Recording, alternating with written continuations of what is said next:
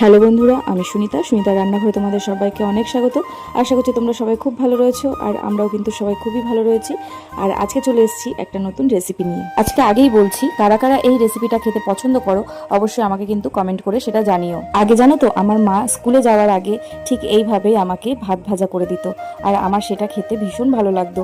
আরও এর মধ্যে অনেক কিছু দেওয়া যায়, তবে আমার কাছে যা যা ছিল আজকে আমি তাই দিয়েই ভাবলাম তোমাদের সঙ্গে আজকে এই ভাত ভাজার রেসিপিটা শেয়ার করি। যেদিন দেখি আগের দিনের ভাত কিছুটা রয়ে গেছে, আমি কিন্তু ফেলে না দিয়ে এরকম ভাবে ভাজা করে খেয়ে নিই। আগের একটা ভিডিওতে স্বাগতা দেবা ব্লগ নামে এক দিদিভাই আমাকে কমেন্ট করেছে, তুমি রান্না করছো, এটা তোমার বাড়ির সবাই খেতে পারে?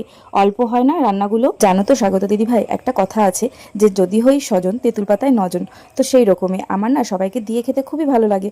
আর আমার এই ছোট্ট মিনি কিচেনের রান্নাগুলো আমরা সবাই মিলেই ভাগ করে খাই, সেটা খুব আনন্দ করে। আচ্ছা, তোমরাই আমাকে কমেন্ট করে বলো তো, এরপর আমার এই ছোট্ট রান্নাঘরে কি রান্না করা যায়। আসলে কি বলো তো, তোমাদের এই সুন্দর সুন্দর কমেন্টগুলো আমার পড়তে ভীষণ ভালো লাগে। তাহলে আজকের মতন টাটা। আমার এই রান্নাটা তোমাদের কেমন লাগলো অবশ্যই কমেন্ট করে জানিও, আর কারা কারা এই রান্নাটা খেতে ভালোবাসো সেটাও কিন্তু আমাকে জানিও। টাটা।